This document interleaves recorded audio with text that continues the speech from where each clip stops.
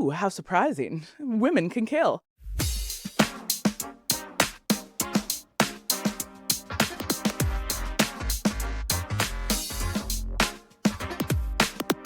Welcome to Groovy Movies. My name's Lily Austin. And my name's James Brailsford. Hello. Hello. And this week on the podcast, we've got a blockbuster special. Project Hail Mary is still dominating the box office. And believe it or not, we have both seen it.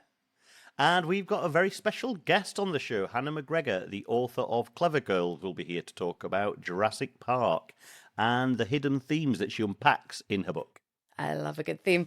All right, but first, a quick film news roundup. First things first, Cannes has unveiled its list of entries at this year's competition. I can't believe we're already at the start of another awards season cycle.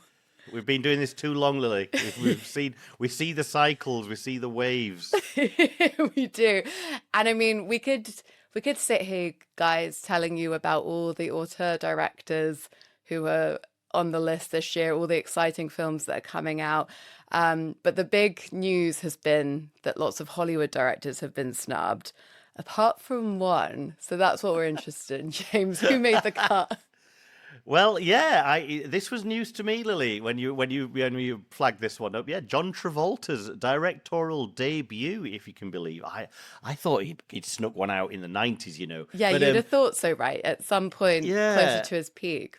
But yeah, he's the director of Propeller One-Way Night Coach, which...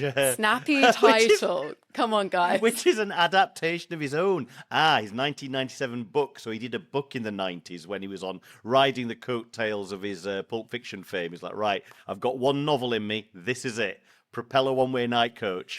Yeah, so I have to admit, I hadn't heard of this book. I wasn't aware that he was an author, a novelist, as well as a actor. So I gave it a look on Goodreads. It scored 2.87 out of 5. So not like the strongest number. Not a complete bomb, yeah? No, yeah, that's true. Not, solidly, a good solid B. But that's only 247 reviews. So, not a huge sample size, which also might reflect its success, right? It's important to acknowledge that to our listeners, that the sampling, it needs to be over 1,000 really to be statistically significant. So, yes. There you go, James. Exactly. I was struck by one review. I bought this book for $1 as a joke gift for my brother's birthday, but couldn't resist reading it first. Despite the terrible writing, weird illustrations, and complete lack of plot or structure or story structure, it was rather entertaining. And it got 1 out of 5 stars.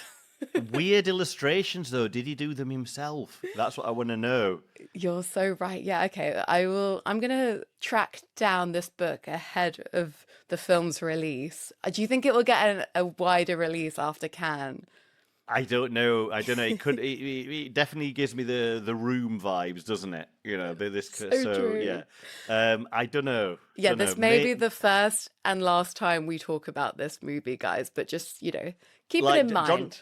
The past decade, I would say John Travolta's career hasn't been that great as far as like being in hit movies. He's been in some quite stinkers recently. So it's perhaps it was the wrong time for him to kind of trade in his success as a film star, as a director. We will see. But maybe he'll get us.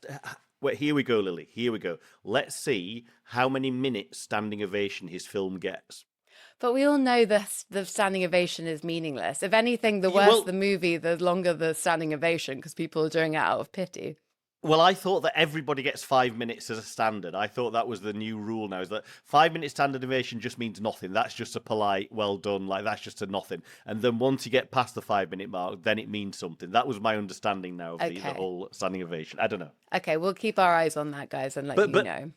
In slightly like more interesting film news, or like slightly more films we might watch news, apparently they are trying to get James Gray's latest film called Paper Tiger that stars Scarlett Johansson and Adam Driver. They're trying to get it for this year's Cannes Film Festival, but the chief of Cannes, Thierry Frémaux, sorry, he's saying that there's essentially a bunch of legal reasons behind. I don't know quite what they are, but like they need to get some contractual things finalized before they can screen the film. So if those happen, then James Gray's Paper Tiger will probably be the most prominent American film that they show. Okay, intriguing. Well, we'll see. We'll see what happens. Yeah. In related news, if we're sticking with the book to Oh, film right. adaptation theme. Oh no, sorry, Lily, I ruined the theme there. I do No, apologize. not at all, not at all. I think my segue was smooth, perfectly smooth as a runway. Yeah. So Paramount are launching a publishing imprint, Paramount Global Publishing. This is Ellison's latest venture. What a wheeze, yes. And apparently it is both to help leverage Paramount's library of character stories and intellectual property, and also support the development of new original stories. Yeah, that's an interesting bit, isn't it? Yeah, I mean, although obviously in a huge, is it cynical or is it just capitalism? It's like, of course, we're going to own the actual publishing house that we then make the films of. So it's like properly vertically integrated stack, isn't it? You know, so yes, we not only create the books which we own everything for, we then make that into a film. So it's all money for us. Yeah, exactly. It's like let's wheedle out anyone else out of this pipeline and take to be in control and profiting from every part of the process. but also, you know, it's encouraging to hear to at least hear them making the noises about original stories. But let's see how this shakes out. But Yeah. the cynicism is like that's probably right down the bottom of the list. It's like, you know, mind the IPs we have, rinse those out. Totally, yeah. On the positive side, it's like can be read as a response to reboot fatigue, and this is going to be a chance to help authors get their books out there and come up with more interesting ideas. But on the cynical side, well, what are those books going to be that they publish with this imprint? You know? Yeah, and is it going to be cynic? Is it going to be like an exec says, you know what, write me a book on this subject, and then we can release the book, and then we can say, hey, we're making the film of the book. You know, is it going to be essentially stories to order? I don't know. Like, yes, Yeah, and is it going to be a good deal? deal for these authors? I don't know. We'll see. Our cynicism is like Oh my palpable, God, isn't it? But what interesting one to watch for sure. Okay, Yeah. kind of again. Speaking of reboots, oh my God, this is like seamless. These connections. This is a fun one. Yeah, this. So you brought me this story, James.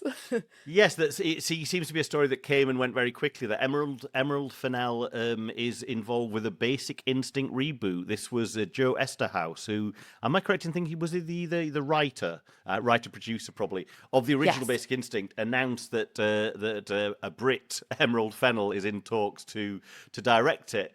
Which sounded very exciting. It sounds like right up, you know, if Emerald Fennell was to do a reboot, I'd say that kind of really kind of fits in her oeuvre of work, you know. So I was intrigued and excited, but it seems to have got knocked back since. No. So it's even better than that. So yeah, you might recognize the name Joe Esterhaus because in the 90s he was the go-to guy for these sort of Sexy thrillers. Yeah, psychosexual thrillers like yes, Basic Instinct, also Sliver, if you ever saw that one, and Showgirls, lest we forget, he wrote the screenplay for Showgirls. So he was this like powerful screenwriter in the 90s, which is obviously, I mean, such a rare thing these days. Can you even imagine?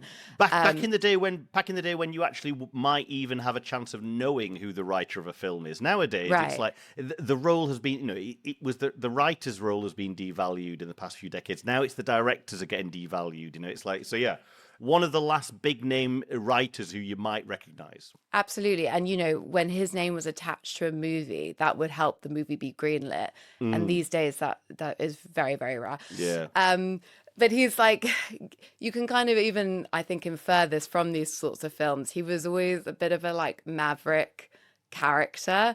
He's a crazy man. He's a crazy he'd man. get into fights with people publicly. He'd diss people. You know, he's quite, you know, he's not a shrinking violet. So the yeah. funny thing about him saying, yes, we've got this interesting director, a Brit, Emerald Fennell, as if no one had heard of her, when obviously she's right now like the biggest name director selling, the biggest name woman director going.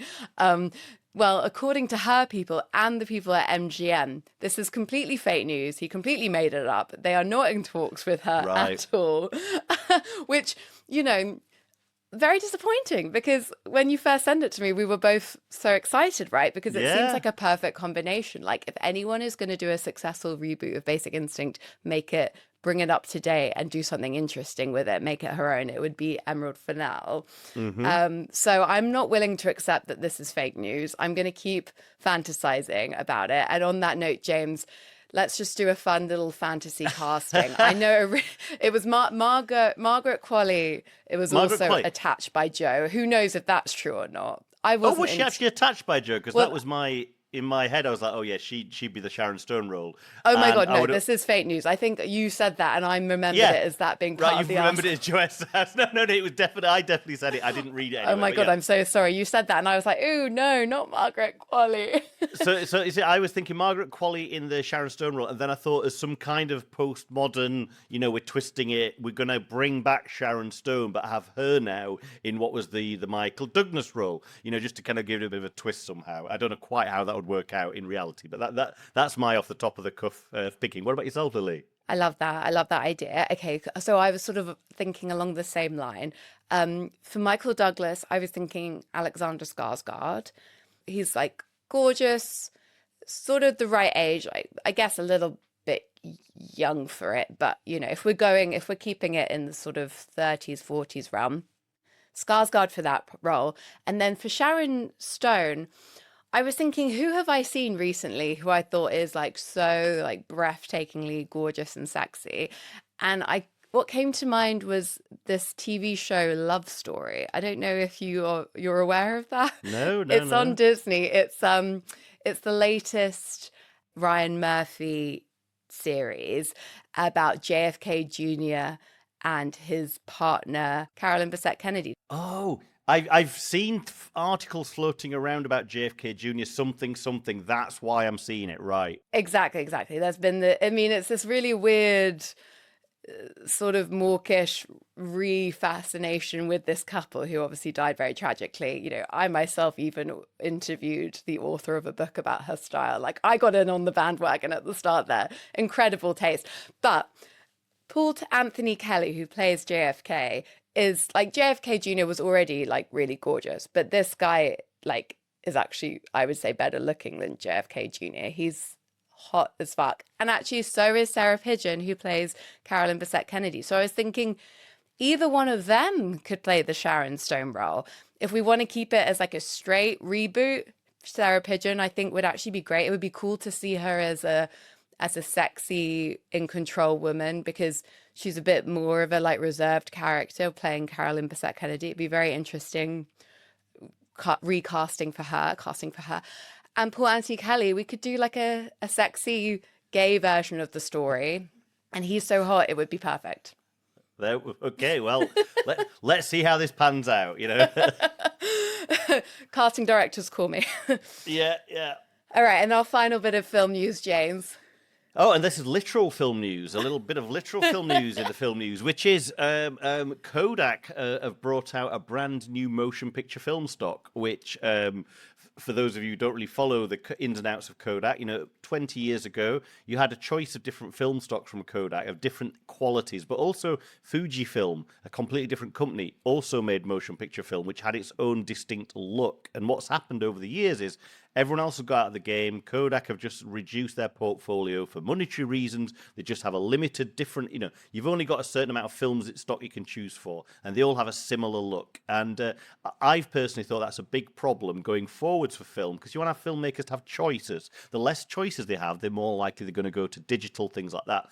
So, Euphoria, which has been like, it's a TV show, and obviously we're groovy movies here, but I have to say they've been really good at pushing the technology of film forward. Season 1 was digital. As soon as they did the right thing, which is if you've got power and money, you should try and leverage it to help create a better ecosystem for the industry. So Season 2, they got Kodak to make them a film stock that hadn't been made for like 30, 40 years. So the entire Season 2 is this like archival film stock that they resurrected for Euphoria. Then with Season 3, they went one better and they said, right, make us an entirely new film stock that hasn't existed before. And what this is like, because I do love the existing Kodak film stock, but it looks very modern.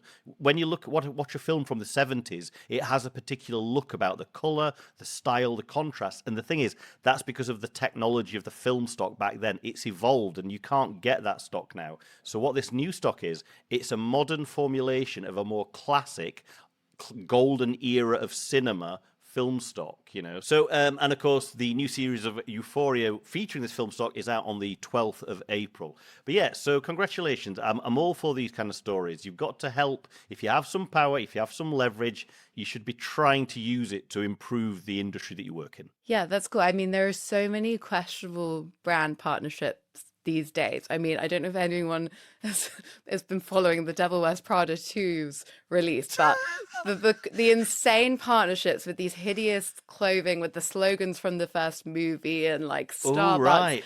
Very questionable, very cynical, but this is a really like positive. Oh, this is not at all cynical. Basically, like it would have taken a lot of time and money if the Kodak don't really have to do this. So it's a very it's a good move. I'm very, very impressed. Will you be buying this film? I can't afford to buy any film, Lily, at the moment. But if I could, I would. If I was a film school student now making my student shorts, I would absolutely be wanting to shoot on this. Guys, if you want to give us a tip or a donation. Please, yeah. Crowdsourcing my next short. Okay, well, let's get on to the main conversation because, as you guys probably are aware, Project Hail Mary came out a few weeks ago and has become like a huge hit at the box office. So initially, I'm not going to lie to you, I didn't really have much interest in seeing this film because I probably have mentioned it before on the podcast. I'm just not really a space movie kind of gal. But I knew James would be seeing it and it's done so well. So we had to talk about it. Yeah, and as the hype was building towards its release, it was kind of clear that this had a good chance of becoming like the first film to kind of make a mark on the pop culture in a while, Yeah, totally, and definitely the biggest film of the year. Am I right in I think saying so. that Yeah. I'm pretty sure. Yeah. All right. Well, before we like kind of kick off with your thoughts, James, do you want to do a little plot summary, or shall I? Oh, let me give it a go, and if you could just pick up any if I seem to stumble. So, the present day of the film is set in the deep of space, and we join the film as this astronaut wakes up, and clearly something's not quite right, and so the film is told through a series of flashbacks. We understand who this character is. Why is he in deep space? It turns out there is some kind of space virus, to give it a better word, that seems to be killing our sun, and it's killed other suns. For some reason, there is a sun in the distance of space that is not dying, and so he's on a space mission. I think a planet, but yes. A planet, oh right, yeah, planet. So, but there's something to do with the planet seems to be fine, so they send him to try and fix everything. He was like the last person they really wanted to go. He's like a school teacher with a specialism in something that can help them with this. So he's the least qualified astronaut. It's a classic film writing trope. You want the least and the most. So it's the least qualified spaceman has the biggest job, which is to save the entire world, right? And so it's about him trying to solve this problem. But turns out it's not just humans who've got the same problem. There's an alien race, and they've also sent their guy to help with this problem. And he's like a stone-based life form. Okay, I feel like we should have said spoilers will be coming. Spoilers? I mean... But yes, guys, hey, I'm hoping you've already seen the movie. What can I say? Did you know there was a stone spaceman in it then, Lily, before? No, I knew that. I'd heard it. In fact, there was I'd heard a trailer on before a podcast, so I knew that he met intelligent life. I didn't know it was stone based. Did you know it was stone based? Yeah, well, I'd seen trailers and stuff, so I knew there's a rock dude. Yeah. Oh so gosh, I did, okay. I mean, I feel like that's like the fun reveal of the movie. Well, okay, so it's not on us to be spoiled. Sorry, James. I interrupted you mid-flow, and you were doing a great job. Thanks. I mean, I'm kind of trying to wrap it. So yeah, so basically, it's the classic odd couple, who come together. They overcome their differences to overcome a bigger obstacle, which they do. And of course, in the process of doing that, they become best buds. And of course, our main, I've forgotten the guy's name. Is he called Grace or something? I've forgotten now. Ryland Grace, played by Ryan Grace, Gosling. Yeah. he's an interesting protagonist because he doesn't have a family and kids. He doesn't have the thing where he's got something to live for and all that kind of stuff. So it's almost like him finding his way a little bit through this process as well. So yeah, like it's a lot of things that Hollywood often returns to, and when it does it well, it often finds success in this specific kind of area. Yeah, I mean, that was my feeling about the film, which was that it is a highlights reel or a sort of a patchwork of ideas and themes and tropes and a lot of references to previous space and sci-fi films. Yeah, absolutely. All mixed together, or yeah, patchwork together. And actually, in this case, they did it very well. I thought it was like a successful patchwork. Yeah, same. To give you my, So you enjoyed it then, Lily? I wouldn't go that. I wouldn't. Didn't hate it then. I didn't. No. You know what? I sort of. I feel warmly about it.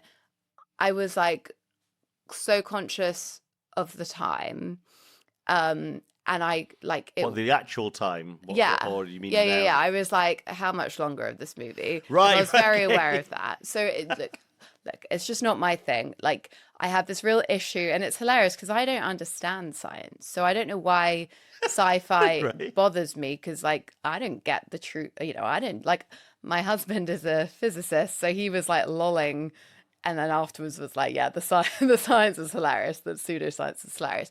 But for me, like, whenever there's like a problem, a made up science problem that has to be solved with made up science, that feels so silly to me. Like, I can't really get the tension of it, doesn't really work for me. Like, I can't get emotionally involved, and I love to be emotionally involved, and if I'm not emotionally involved, then I'm not having a good time. But I actually did have a good time because, like I said, it was like the best of all these things. It looked incredible, which I will defer to you to talk about in a second. But besides the fact that it looked great, I thought that, yeah, this Ryan Gosling did a great job of making this character who's like, it's such a trope that this like genius who's also kind of awkward and normal and not, it doesn't think he's special, but he turns out to be this like brilliant person. Like, he did that well, because it could have been a very annoying character. And the comedy in the film is like so silly that it could have been annoying. But actually, they walked the line quite well. I was only irritated like twice. For the most part, I actually enjoyed him and the way, and I loved Sandra Hüller playing this government agent. She was really good. The Rocky alien character was done really well. So I actually, yeah, as far as I could enjoy this kind of a film, I did. And I noticed that the screenwriter is the same as on The Martian, and this is based on a book written by the author of The Martian. I hated The Martian. I found it so irritating. And this is like, but I could see the connection between it, right? This like lone guy in space having to solve a problem, being a genius, but also having a sense of humor. For me, it didn't work at all in The Martian. But in this, I was like, okay, yeah, they've figured it out. They've got the combination correct. Yeah, I was chatting with one of the students, the film school teacher, and we were kind of both saying, yeah, it's a 3.5-star movie. Like it did the job. It's like, it's the kind of thing that Hollywood used to do very well Yes. a decade or two ago, and it seemed to have lost its way. And it's nice that we've got back here. Not going to change the world. It's nothing that I've not seen before, and certainly nothing that I've not seen done better in other films. But I think you summed it up right. It's a nice little like remix. It's a little tapas selection of all these like greatest hits of other movies. So I think you'll be hard pressed to have a bad time with the film for sure. But I think some of my students are thinking it's like the second coming of the film industry. I'm not quite there, but then again, I'm like a jaded 50-year-old. So it's like I've seen these kind of films over the previous decades. Sorry, you were just about to say something. Was it about? Do you want me to give me? Are you giving my spot to go on about IMAX? Is this it? Do I get my moment, Lily? Yeah, you know it. Okay, off of that, I was going to say something, but I'll come back to it. Let's talk about the IMAX, because James was very upset with me for not heeding his advice and going to see this movie in IMAX. So make the case for our listeners who haven't yet seen it. Why should we see it in IMAX? I think if you can, I would say it's worth it. Put it that way. There's some films where they've just released it on IMAX because it's the biggest screen and there's nothing And you can specifically done. and you can sell tickets for You can a sell more much, expensive yeah, tickets, exactly. and you are getting the best and the biggest sound, but there's nothing specifically that makes it worthy of the IMAX. They've not really thought about it. Whereas here, I was impressed from the get-go. There's been a lot of thought about the IMAX. And actually, before I go into the IMAX thing, I'd like to ask you a question because I've not seen the non-IMAX version. Okay, so did you notice at all? Was there any aspect ratio changes, especially between the scenes set in space and any scenes that were set back on Earth in the past? Did you notice any difference? I didn't notice, but that doesn't mean you wouldn't have noticed. No, but I don't think there was because one of the things I liked from the storytelling angle was that in IMAX, every single shot set in the present day, which in the story is in deep space, in the spaceship, every single shot is the huge IMAX frame.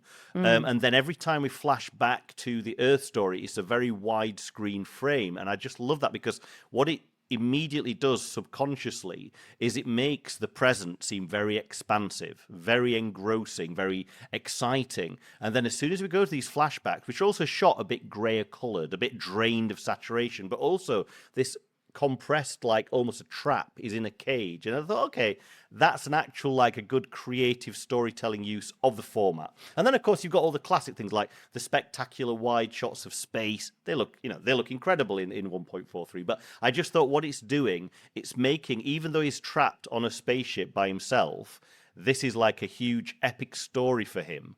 And then when he flashes back to his previous life, you can see that it's like it was a trap for him. Oh, okay, that's great. That's great. And obviously, I didn't get any of that, so I missed out on a key storytelling device in the movie. That's really nice. It's one of those things where it didn't change the film. It's not going to make it better or worse, but it was just there was a reason for the IMAX, and it Yeah. actually fed into the story a little bit. It's just a nice extra layer that you get. That's really nice. So the movie was directed by Phil Lord and Chris Miller, and they spoke about how they didn't use any green screen in this movie, which is incredible. It was pretty much all like practically done. Like even the alien character Rocky was done with A lot of puppeteering, puppeteers. yeah. And the like chief puppeteer was also the voice of the puppet, James Yeah. Gortitz. So and I think like you can tell, and it's one of those things where because I don't understand the technicals of these things, but I can just viscerally feel like Yeah. when something is very CGI, it feels sort of weightless. It feels A bit cartoony, a little bit. Just yeah, somehow, just not real.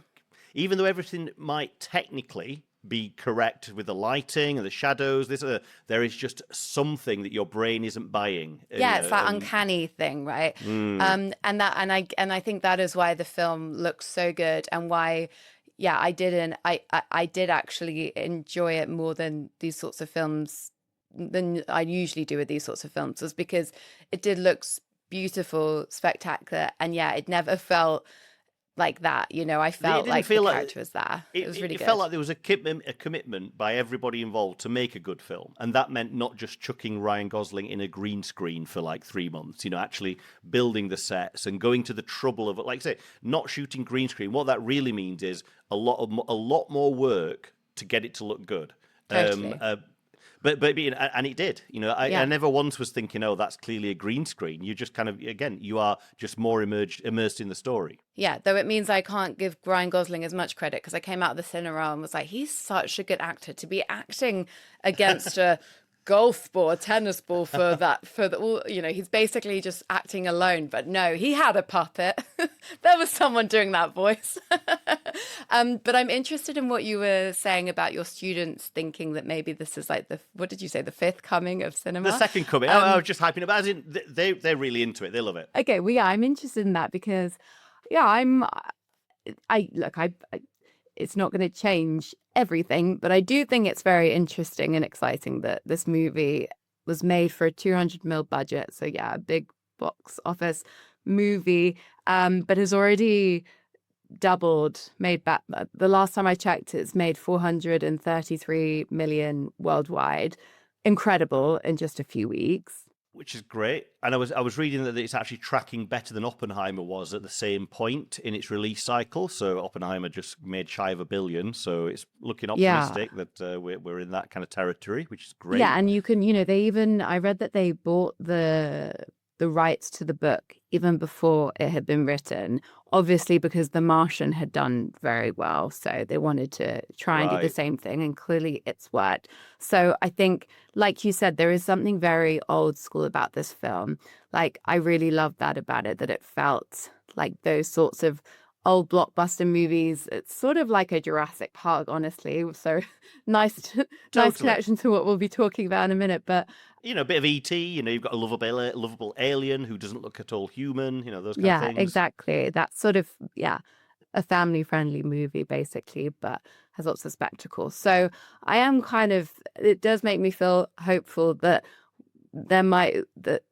studios might recognize now that, like, these sorts of films are worth making rather than just yet another superhero movie. Like, I think we are now definitely past that for the most part.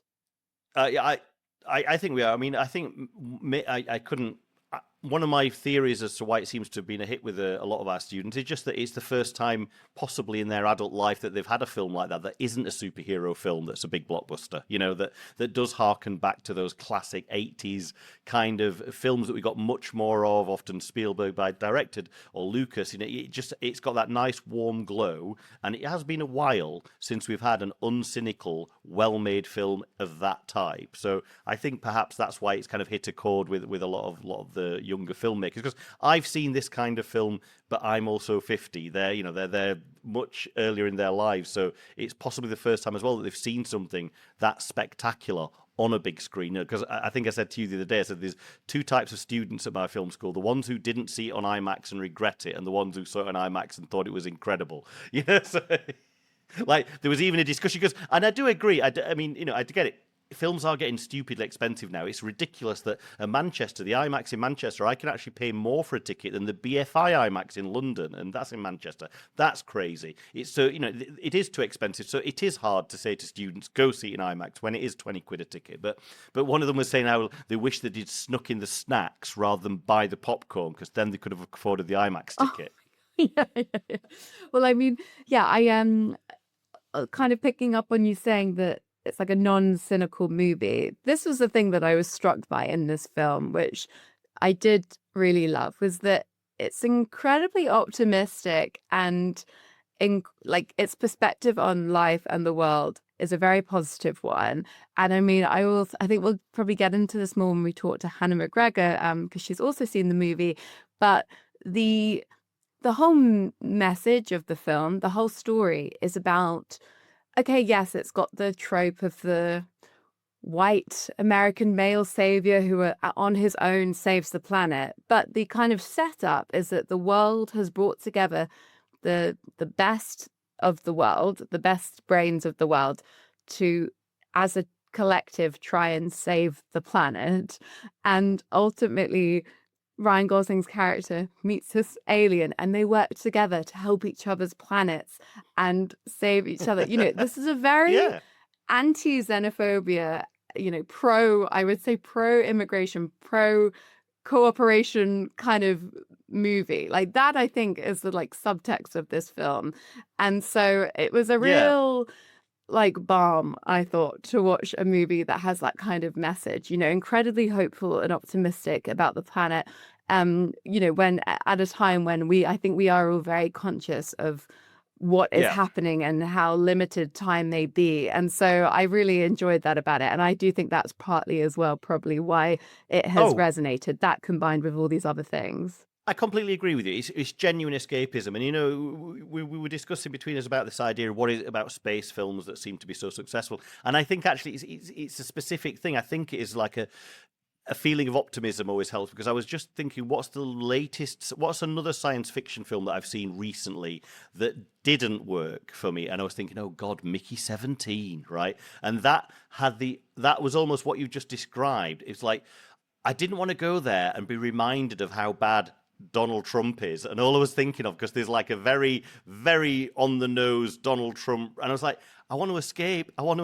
Don't bring me back. And I think that's why this succeeded, because Project Hail Mary doesn't give you any of that. In fact, what it focuses on is people from very different fucking parts of the universe coming together to solve a common problem, you know. And And so, kindness. Totally. Yeah, I think that's yeah, actually such a good comparison. That's such a good read because I did quite enjoy Mickey 17, but you're right.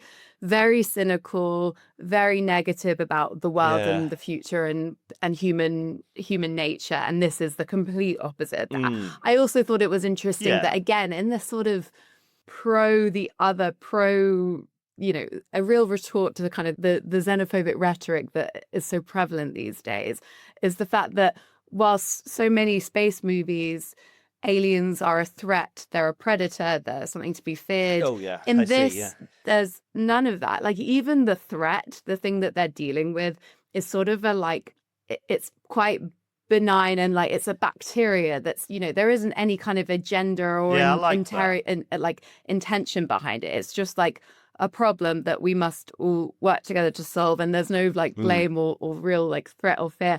Yeah, it's nobody's fault. Yeah. Exactly. So I thought that was quite interesting. I will be very interested to see because I think, you mentioned DT. I think there is some definite Spielberg references in this movie. And of Oh course, yeah, Spielberg is coming back in June with a sci-fi Disclosure Day. film. Yeah. Exactly, Disclosure Day. So that seems to be again along the line of like some kind of predator or threat, kind of a slightly scary thriller.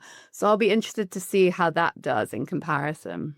Yeah, absolutely. I mean, I hope this sets up Disclosure Day for a decent success. But yeah, that definitely seems much more on the conspiracy thriller end of things, whereas this was overcoming adversity. But yeah, and and yes, of course, like I say, it's a riff on lots of things we've seen before. But I'm quite happy to see some visual references to 2001: A Space Odyssey in a modern blockbuster. That was fun. The sequence towards the end where he goes into the astrophage and we get all the intense saturated red colors. I was there for that. That was like an echo of the end part of 2001 where we have that psychedelic travel through the wormhole. I'm even going to go this far from a storytelling perspective. It makes much more use of IMAX storytelling wise than any Christopher Nolan film, because Christopher Nolan predominantly flips to the IMAX format just because he wants it to be spectacular or it's a particular shot. It's not really storytelling as much. Whereas here, it was every time he had an aspect ratio change, it was feeding into the story. So top marks. There you go. Project Hail Mary, better than Nolan. You've heard it from Whoa! James. Wow. Twisting my words, but yes, in a specific way. We now have a very special treat because we are joined from Vancouver by Hannah McGregor, academic, podcaster, and the author of my new favorite book, Clever Girl. Welcome, Hannah. Thank you so much for having me. Thanks, Hannah. And we've just been talking about Project Hail Mary, and we'd love to get your take on things. But before we get into things, could you just give us a little background on the work that you do and your awesome podcast, Material Girls? Yeah, absolutely. So I am a professor at Simon Fraser University here in Vancouver, and my main area of research is podcasting. So like I actually spend a lot of my time studying podcasting as a medium, but then I also make podcasts. So my main podcast right now is Material Girls. I co-host it with my longtime collaborator, Marcel Cosman. And Material Girls basically is our attempt to make materialist criticism fun. I think we're successful at it, but then again, I would, wouldn't I? So every episode we look at a piece of pop culture that is or has been in the zeitgeist, and then we try to use like critical theory and history to account for like what makes a particular piece of pop culture like really hit in a particular moment. And more generally, that kind of like historicizing, understanding the context and the material histories of pop culture is like a big part of the writing I do as well. So my most recent book, Clever Girl, part of the Pop Classics series, which is a bunch of teeny little books. I say this as an encouragement. Yes. Go out and buy a bunch in the series because they're all a half-day read. And they're basically sort of extended essays making an argument for the significance of a particular piece of pop culture. And Clever Girl is my like extended argument for why Jurassic Park is actually like a really important feminist film. And a very entertaining read as well, I Yeah, thought. very entertaining read. Oh, thank you so much. And the reason I kind of came to it was because I had like a vague point that I made when we talked about Jurassic Park on a previous episode about like it's definitely a feminist film because all the dinosaurs are girls.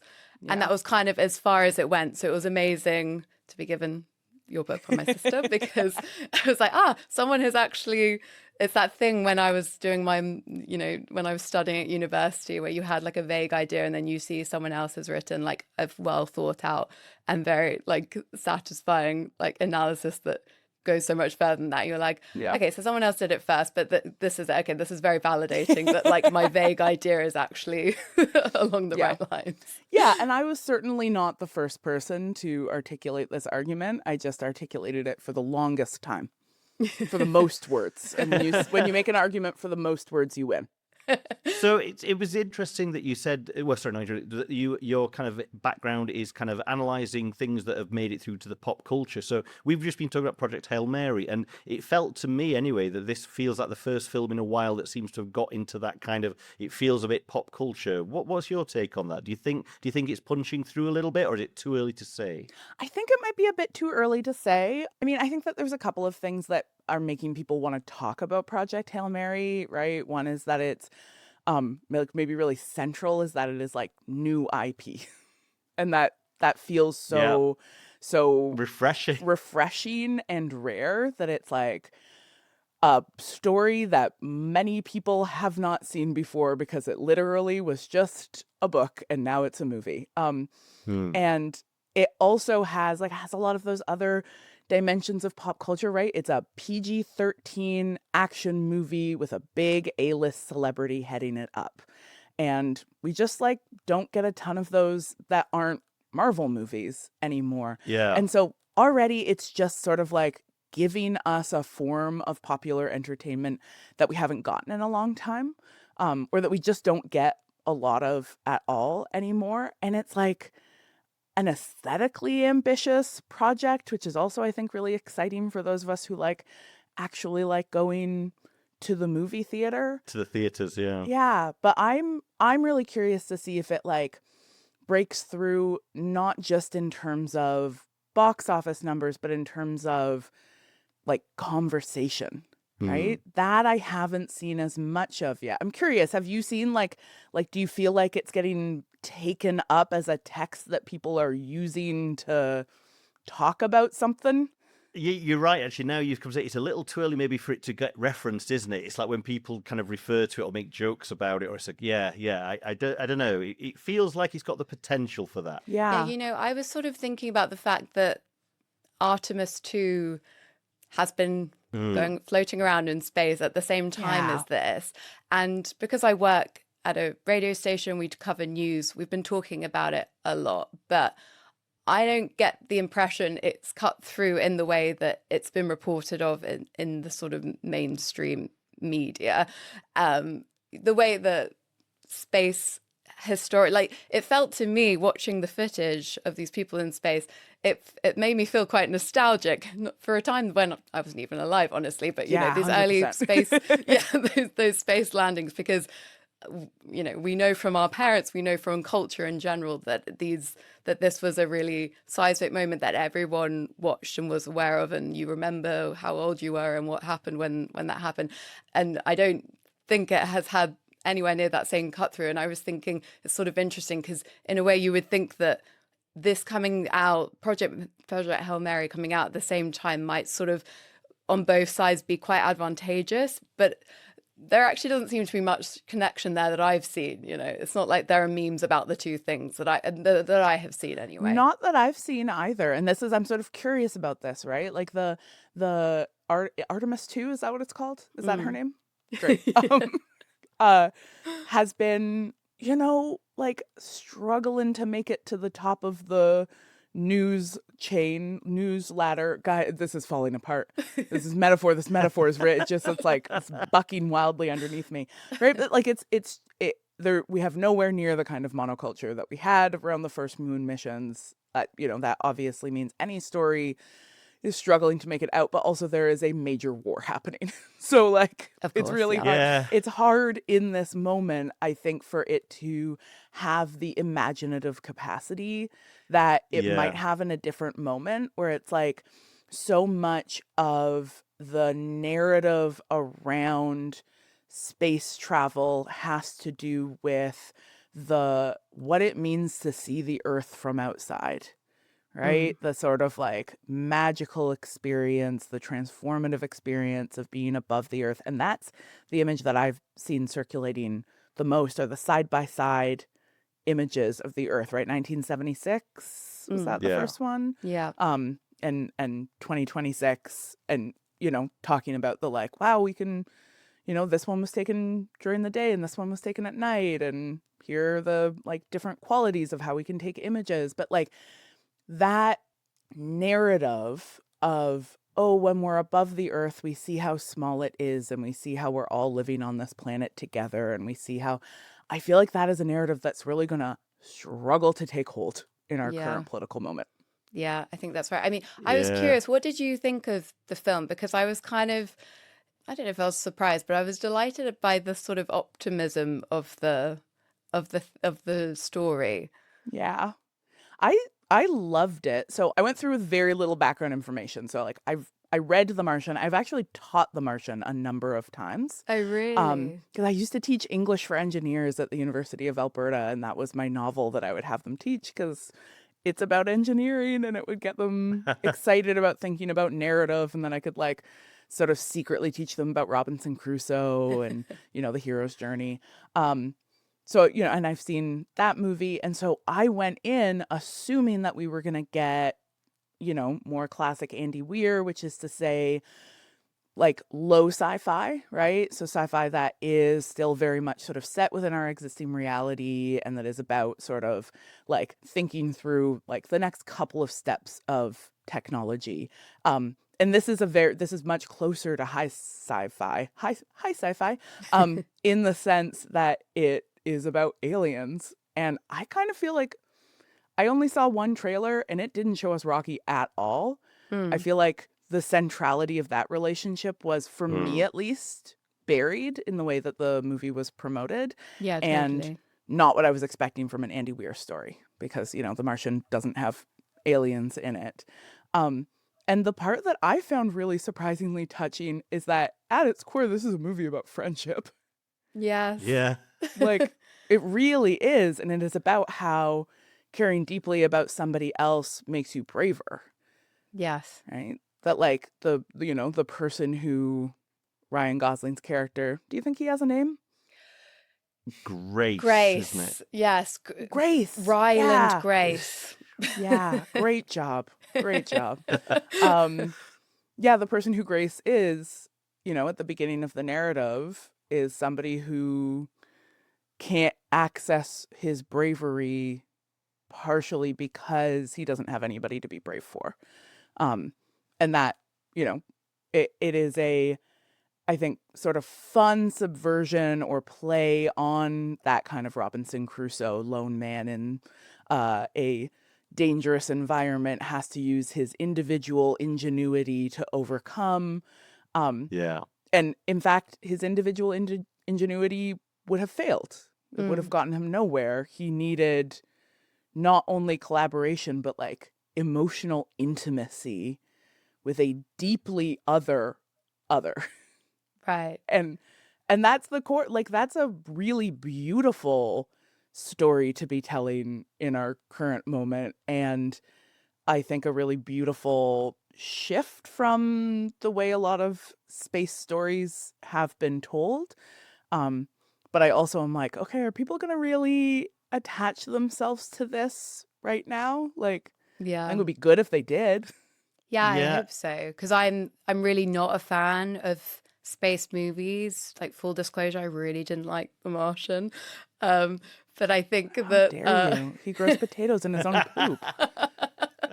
I think honestly that was part of it. But I have an aversion to any film where it's just about one man who's usually a white American guy with sort of sandy, browny blonde hair, like doing everything on his own. So I was very Yeah, sort of a pleasantly Matt Damon, Ryan surprised. Gosling type. Yes, exactly. Yeah, not for me. Not for me. I was just being forced to watch The Departed last night and was like not happy So with it. sorry. No, but yeah. I was pleasantly surprised by this film because yeah, that sort of seemed to me anti-xenophobic kind of subtext was a real Yeah. pleasant surprise for me. So and actually I did. This is my smooth segue into talking about Clever Girl. I did think of there was a slight connection to what you said in your book about the men in Jurassic Park surviving because they learned to sort of protect the children and protect the world Yeah. and there's sort of some connection there I felt with how Ryan Gosling's character is like this lone guy who doesn't really want to get involved because he doesn't think he's up to it, and then when he does, when he saves Rocky and works to save the planet, he Yeah. also then in turn survives. Yeah. Is that a reach, or what do you think? No, I don't think at all that's a reach. I think that there's a really clear through line here, which is that one of the most vital survival skills you can have is a capacity for nurture. Mm, Like, and that makes perfect sense, right? Because we are not lone individuals. We exist and thrive in community. And one of the best things that we can learn to do is take care of each other. And Project Hail Mary is so much about taking care of each other. Right? There's this through line where like Rocky, our alien pal, Rock Spider. I love him. I love his weird little tentacles.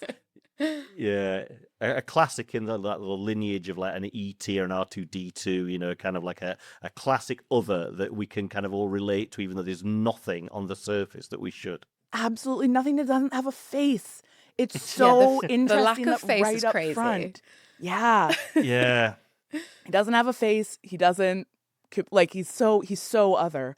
And he's traumatized because his entire crew died and he doesn't know why. And so there's this really, this through line of it's really important for him that when Grace sleeps, Rocky watches Grace sleep. And then, Rocky gets injured and Grace takes on this role of like, I will watch you sleep. I will watch over you, right? Which is this like vital care role. Like I'm literally going to witness you. I'm going to take care of you. I'm going to stand here like a parent caring for a child. When you are at your most vulnerable, I will be here to make sure nothing else happens to you. And that, that's exactly what makes Alan Grant a hero in Jurassic Park, that he is the person who doesn't run off to save himself. He is the person who stays and promises the children that he will watch over them while they sleep. And that, like, in an actual survival situation, nurture, the willingness to say, you can sleep because I will watch over you and make sure nothing happens to you, like one of the most important survival skills. And it's just so at odds with our like lone survivor narrative. Yeah, and very at odds with our capitalist individualism. Yeah, because like what the hell is the point of survival? Like sure you'll survive by yourself until you die. Yeah. And then you're still dead, my dude. Yeah. Okay. I'm sort of getting emotional. Like I wasn't even that blown away by Project Hail Mary. And I'm like, my God, it's just the film we need today. Lily, I sobbed.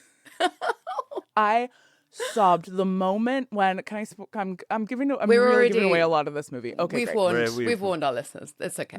The moment where Rocky tells Grace that he will voluntarily take 6 years longer to get back to his home so that Grace can get home, and Grace starts to cry. I was sobbing alone in the movie theater. I know. But so kind of on Jurassic Park, the thing that was really, I think, is so nice about your book is that it is like it's sort of personal essays, right? It's like you're kind of getting into these different bits of subtext, I guess, in the film, but then interwoven is your own kind of relationship with dinosaurs for the most part. So I just kind of wanted to ask you a bit about that. Like, where did your love of dinosaurs come from, and why do you think so many of us, especially as kids, like are so drawn to them? Yeah.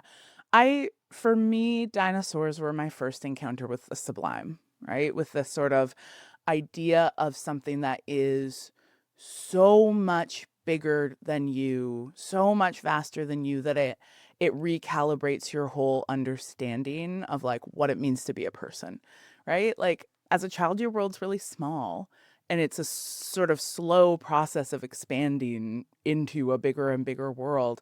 And dinosaurs are this thing, right? The first time you have to wrap your head around, there used to be these things, right? They're used to, like, on this same place where you are right now, it used to be totally different.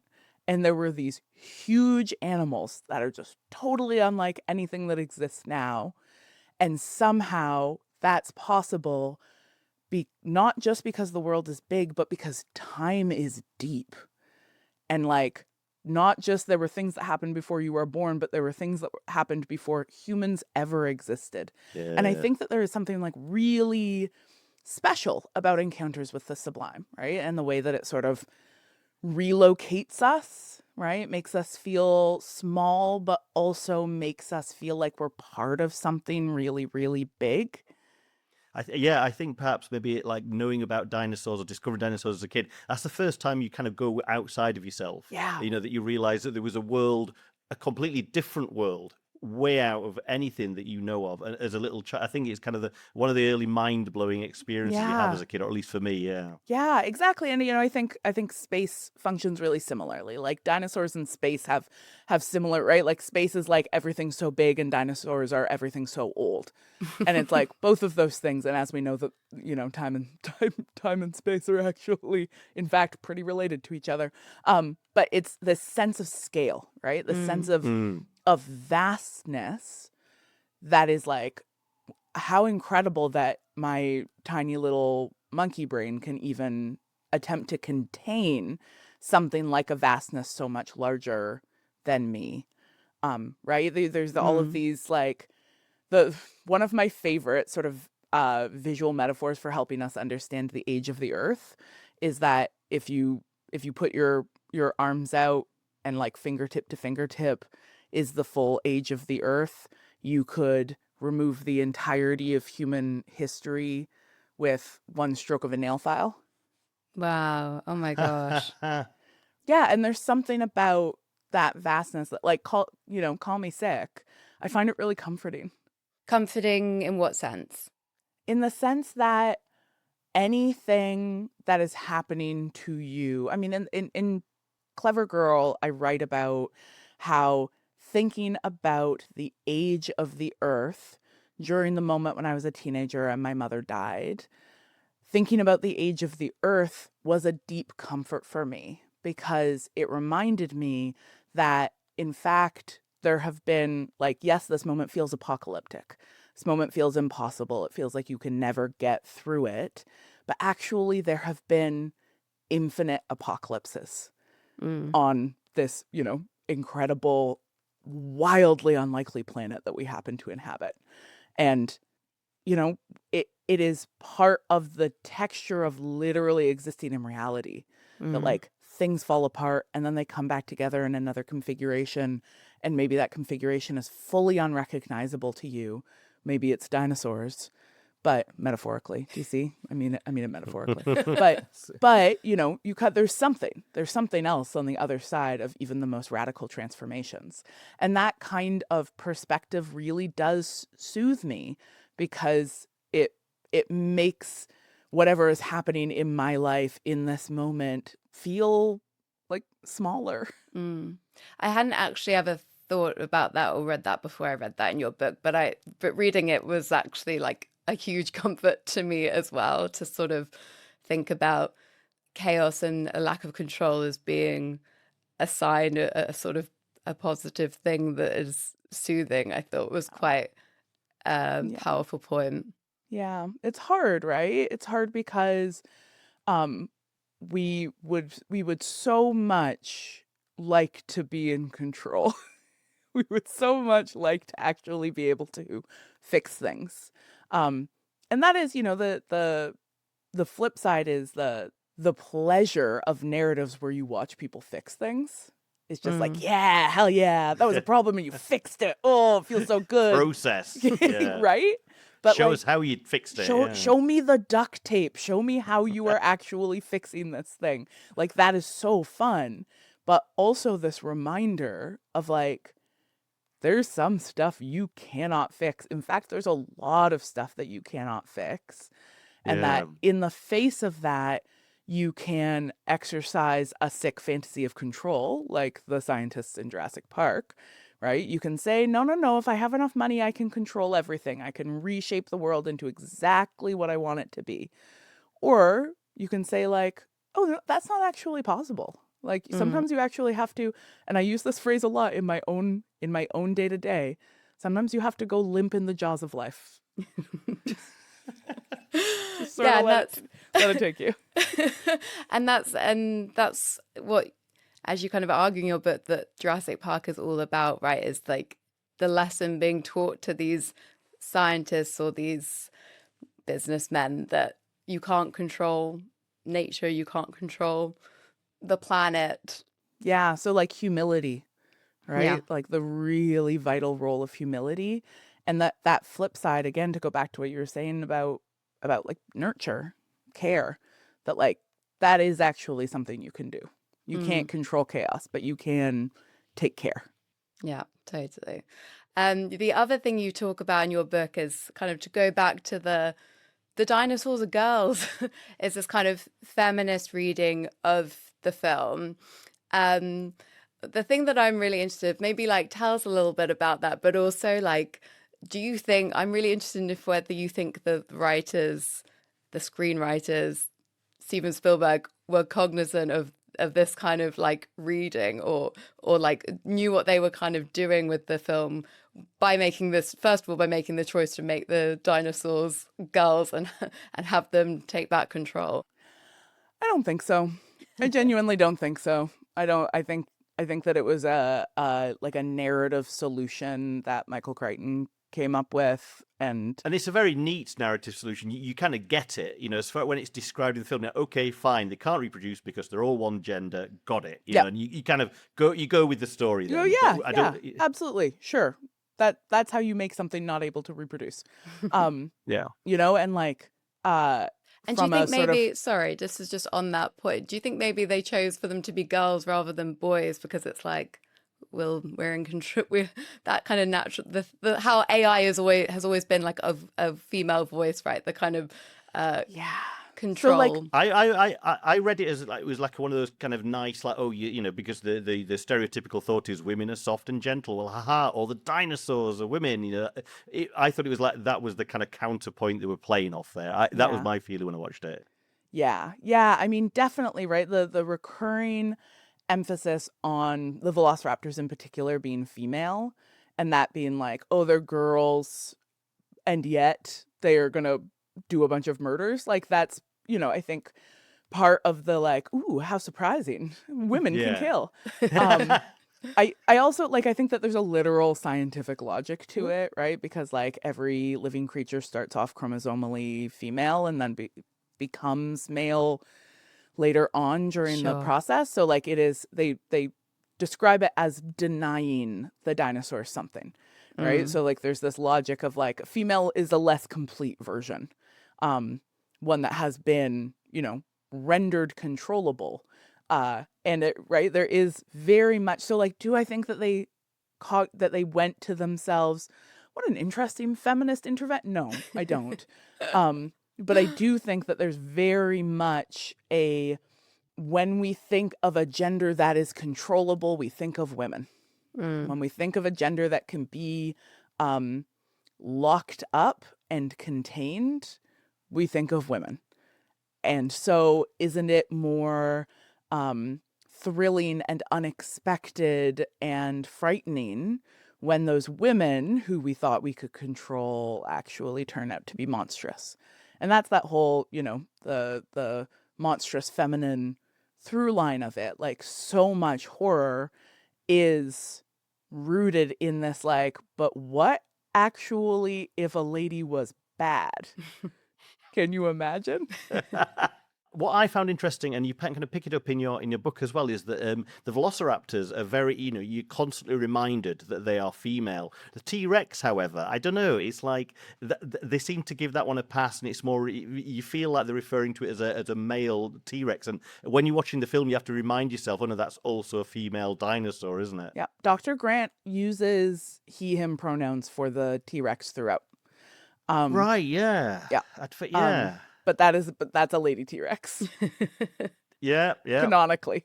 Right? It's really interesting. And I do think that it's part of the logic of the movie is that the T-Rex, for all of, the fact that she also kills people and is also dangerous, she's not hunting you, right? Like the T-Rex is much closer to the sort of animal end of things. She's never, human intelligence is never attributed to her. What makes her dangerous is her size.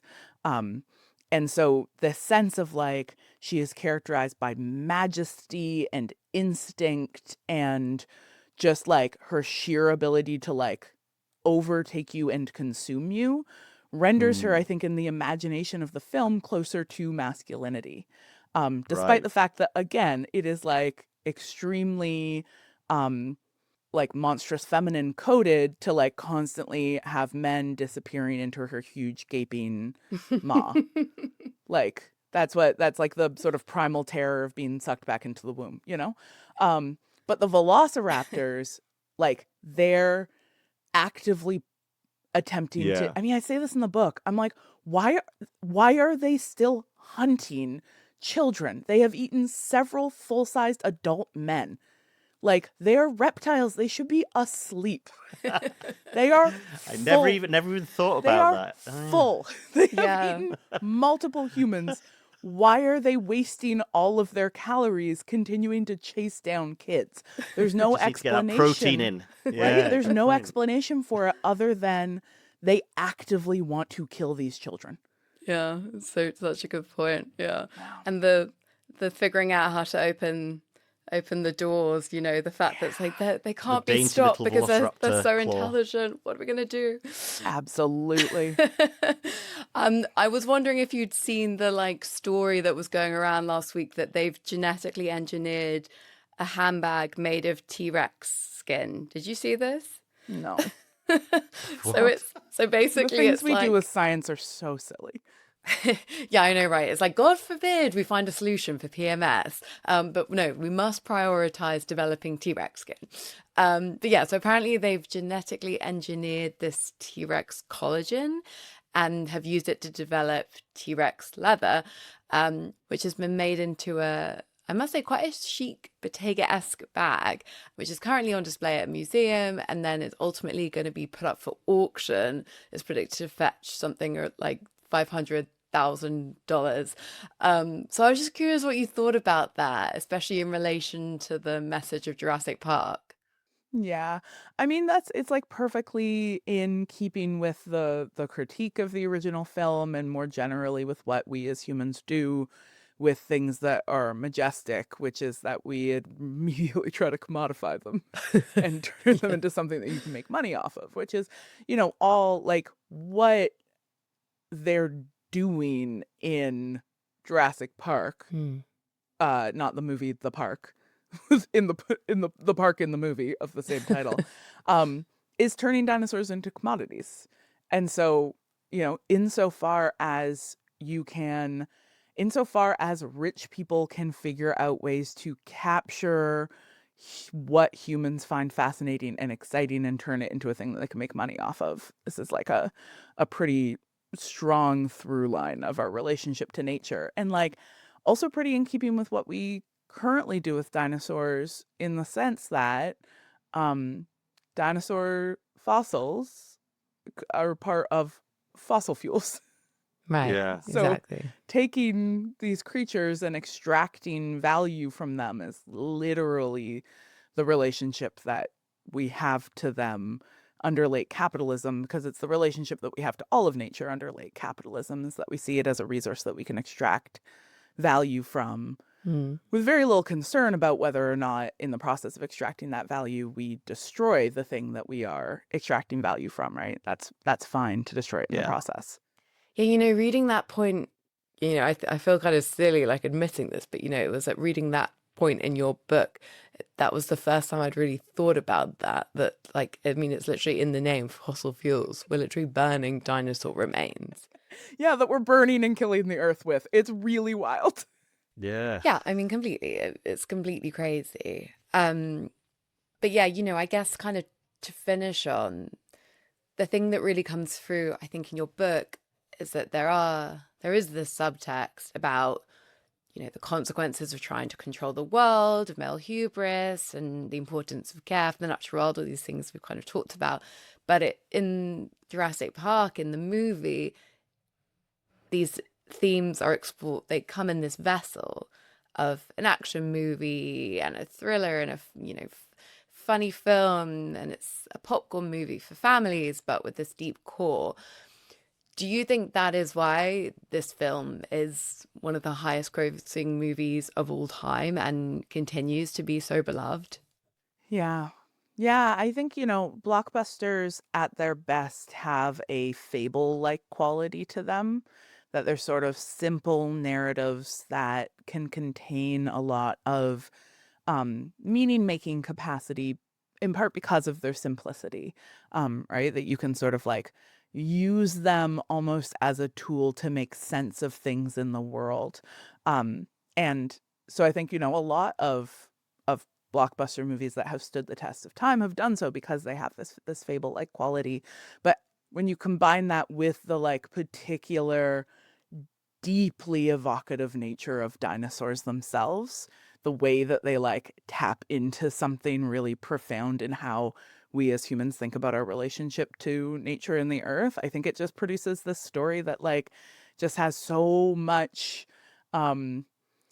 potential for us to return to it and think through different different aspects of our shared reality using it as a tool.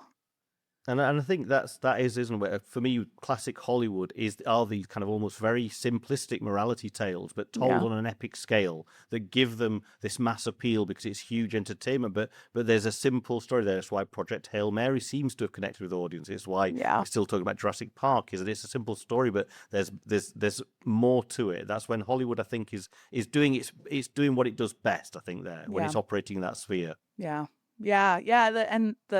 That is also pop culture at its best, is when it gives us stories that we can use to talk through and think through ideas together, because by virtue of its very popularity, it's a text that many of us have consumed, and having a shared text that we can use to think something through together is like a thing we have been doing basically the whole time. Yeah, absolutely. Well, that seems like a nice note to end on. Diana, thank you so much for taking some time out to speak with us. It's been so great having you on the show. Thank you so much, Hannah. Thank you. It was lovely chatting with you. And other than buying your fantastic book, Clever Girl, where can our listeners find you?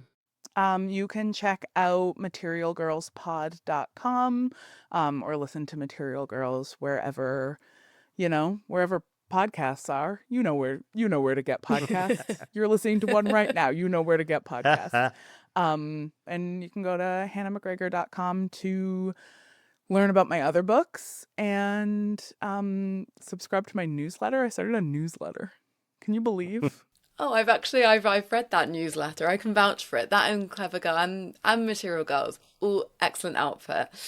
So thanks again, Hannah, so much for joining us on the show. Thank you so much, Hannah. Thank you. Take care. And thank you, everyone. That's it for another episode of Groovy Movies. We'll be back next month with an episode looking at A24 and the production company's incredible rise. And we'll be talking about their latest movie, The Drama. So make sure you see it in the next couple of weeks so there's no spoilers. And while you're at it, if you can leave us a like or give us a good 5-star review, all helps get the podcast out and about. So we'll see you next month. Bye. Bye. Groovy Movies is produced and edited by us, Lily Austin and James Brailsford. And James also produced the theme music. Follow us on Instagram and TikTok at Groovy Movies Pod or email us groovymoviespod@gmail.com. For more information about the films discussed, check out the show notes.